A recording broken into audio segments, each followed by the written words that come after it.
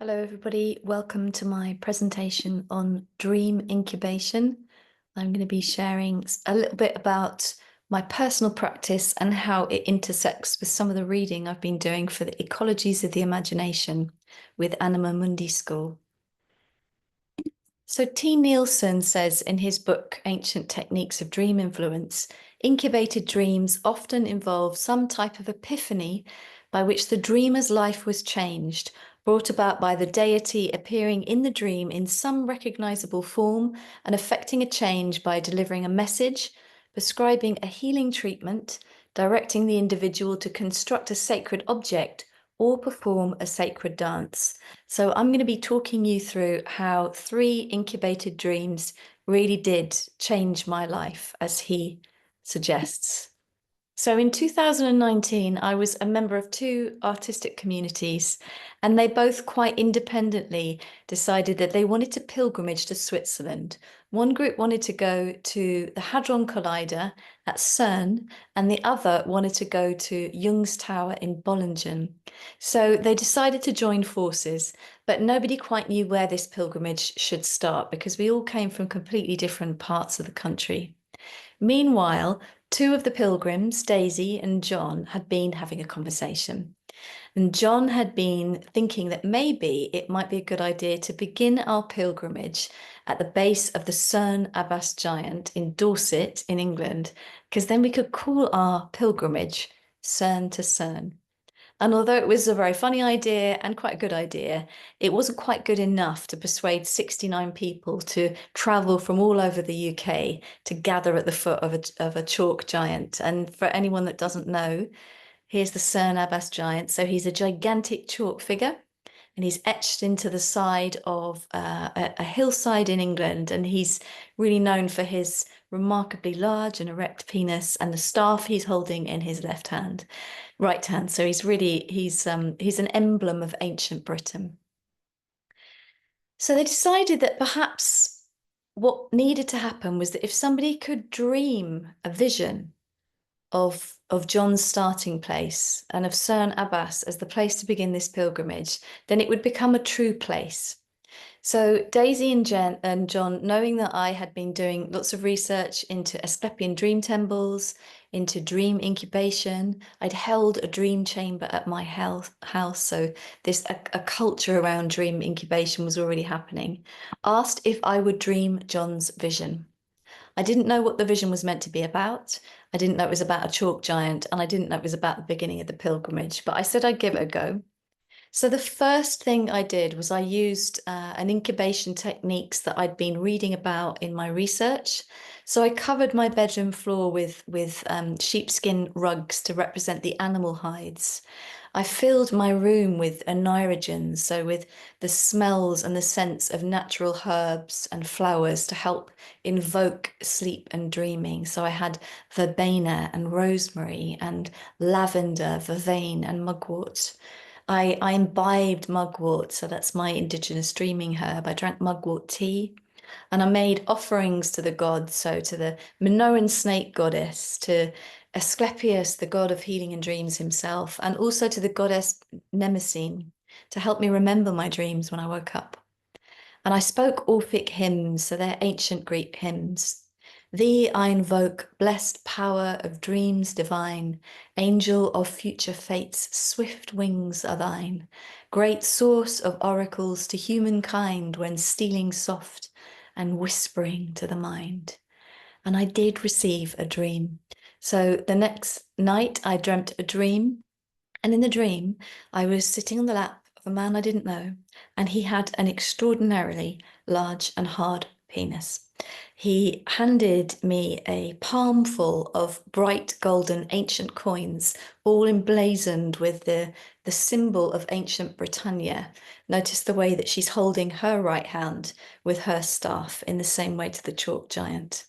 In the dream, I handed these coins to John and Daisy, and John guffawed with laughter, turned bright red like a tomato, and said, I think she's cracked it. So in the morning, I woke up and I recounted my dream. I didn't tell them the thing about the penis because I was a little bit embarrassed, to be honest, and I wasn't in therapy at this point.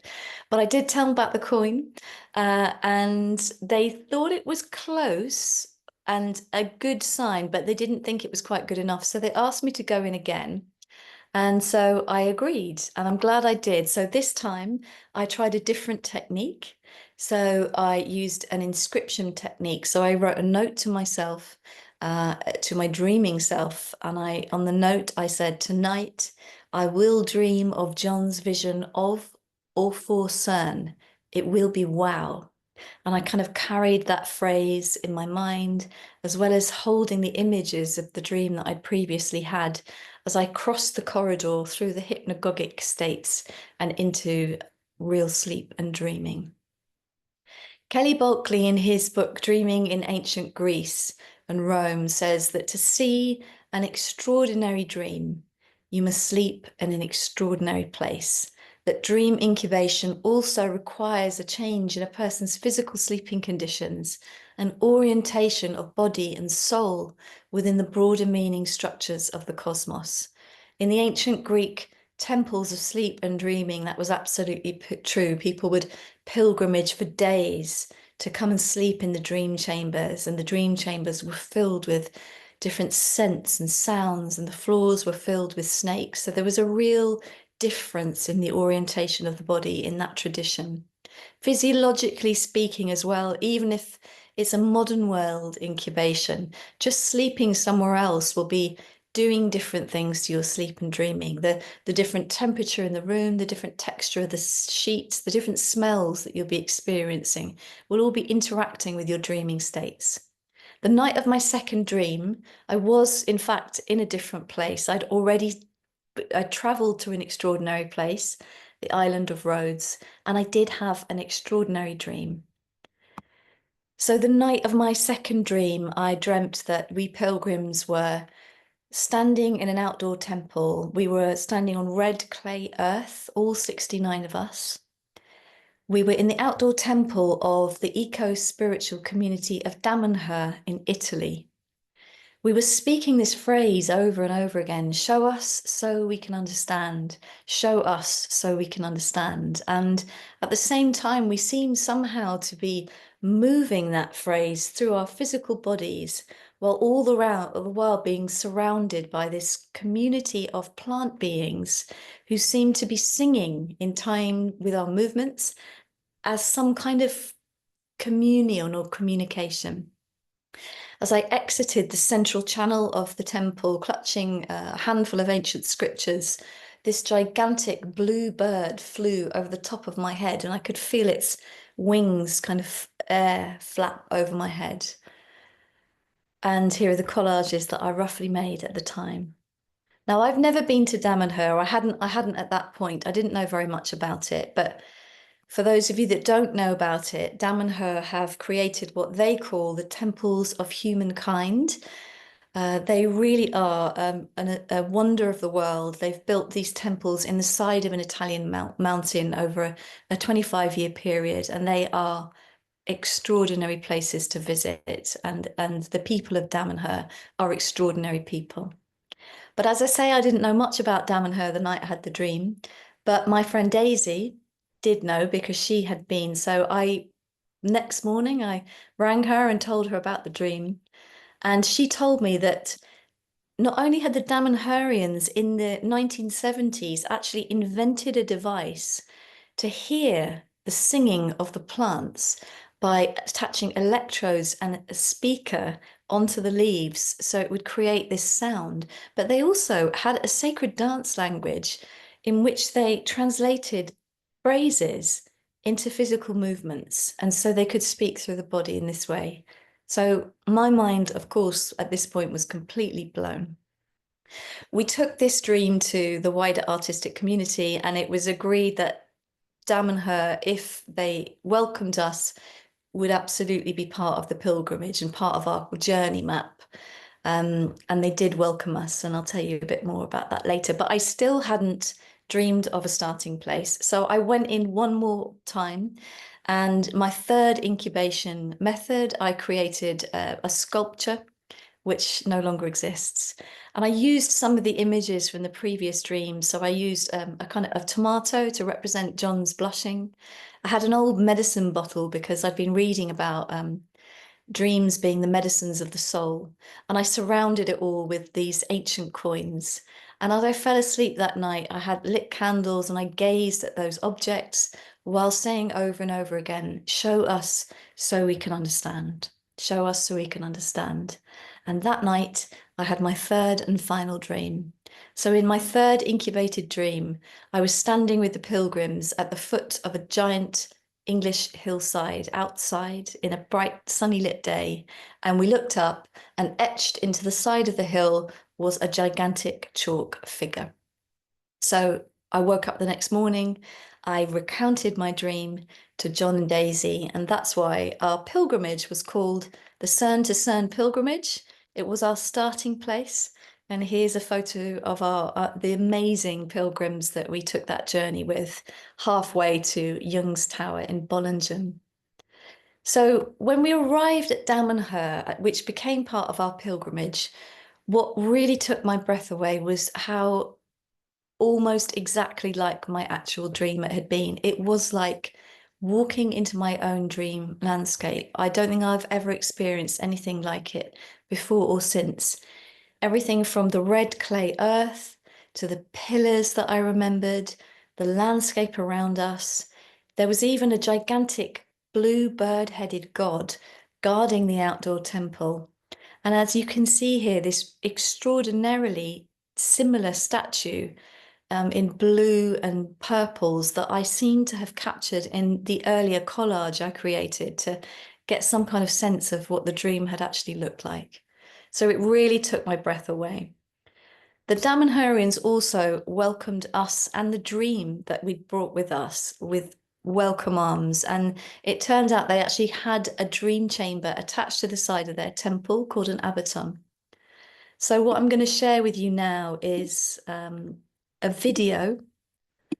And this is a video of the Damanhurians teaching us 69 pilgrims the phrase, show us so we can understand, in their sacred dance language.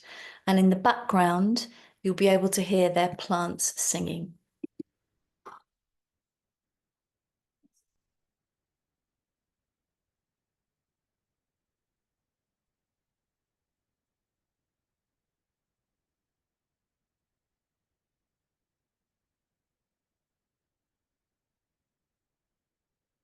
So more of that dream dance later, but just returning to my slideshow just for a second. I'm returning to that quote from T. Nielsen's that the dream would affect change by delivering a message, prescribing a healing treatment, directing the individual to construct a sacred object or perform a sacred dance. I love everything about that quote.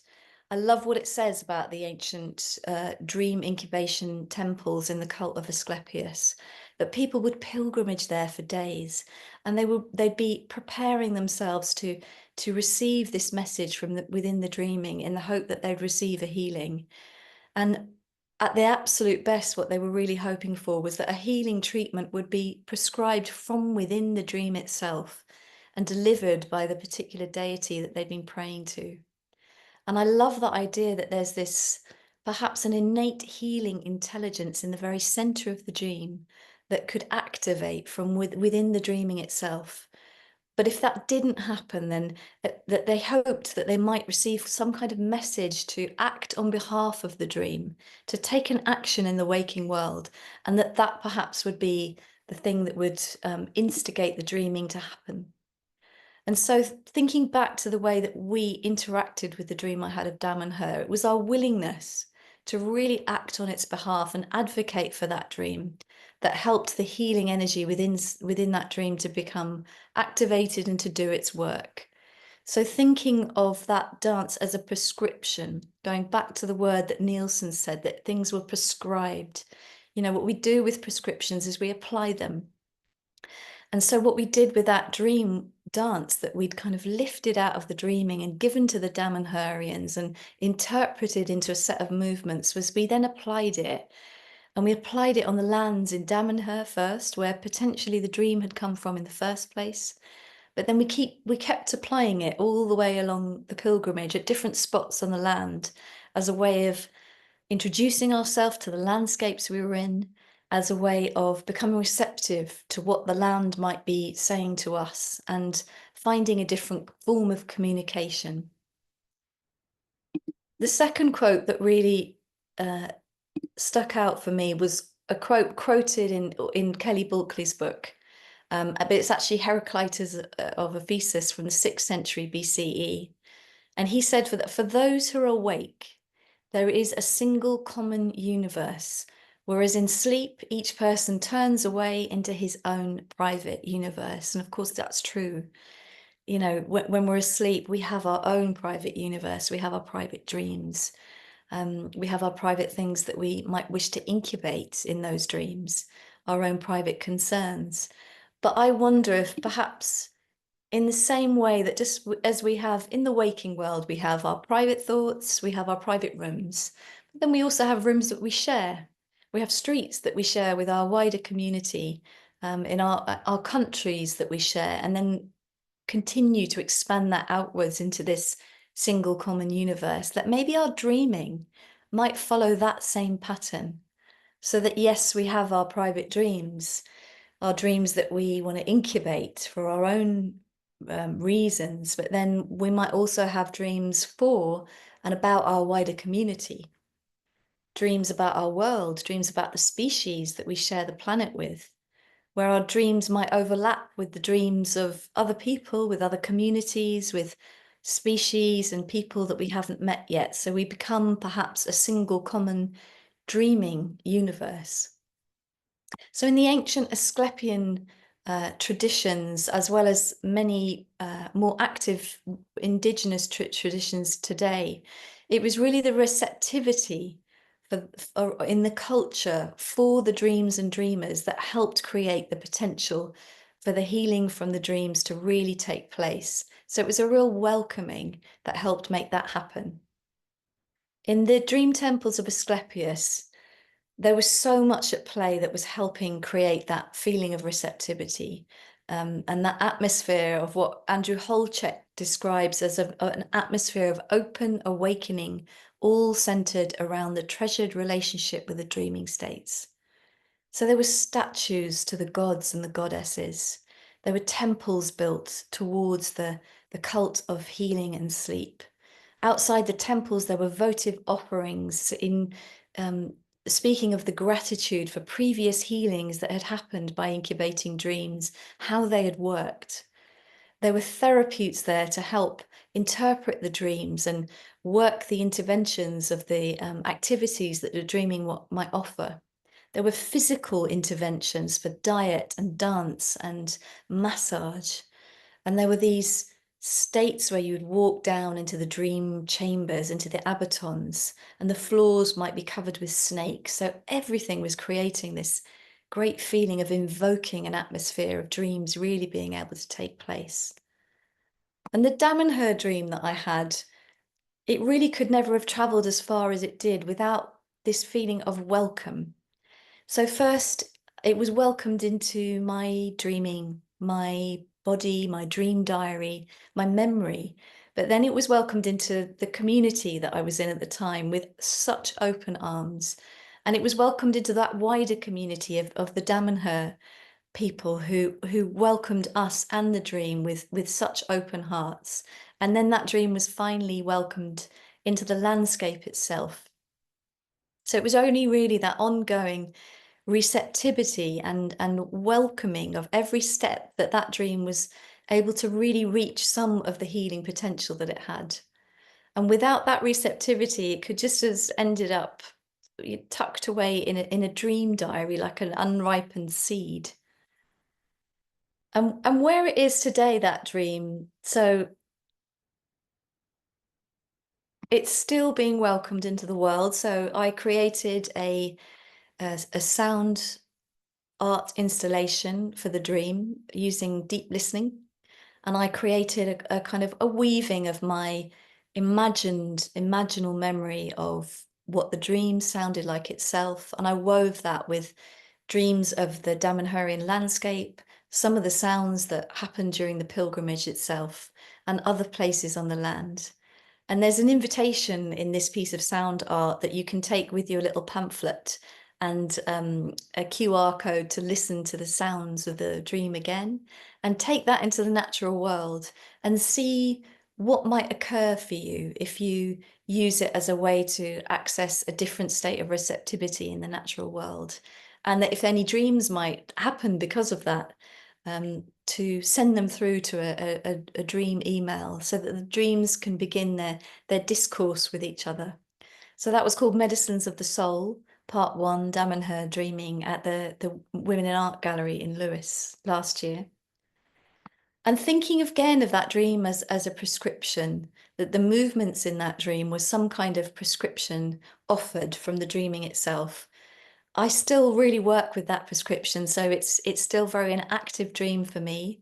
I move those movements when I find myself in a place in the natural world that I haven't met yet. I will often use those movements as a way of introducing myself to the land, of creating this feeling of receptivity and openness to the other than human world in my body and in my consciousness, and in the hope that maybe a dream might occur so I can find a different way of dialoguing and communicating with that part of the landscape itself. So the final thing I'm going to share with you is, I guess it's a distillation really. It's the essence of where this incubated dream is today. So I'm going to share with you a video, and this is the movements of the dream itself that were decoded by Damanhur, and the soundscape that I created of the memory of the sounds of that dream. This is called The Power to Know, which is the translation of show us so we can understand.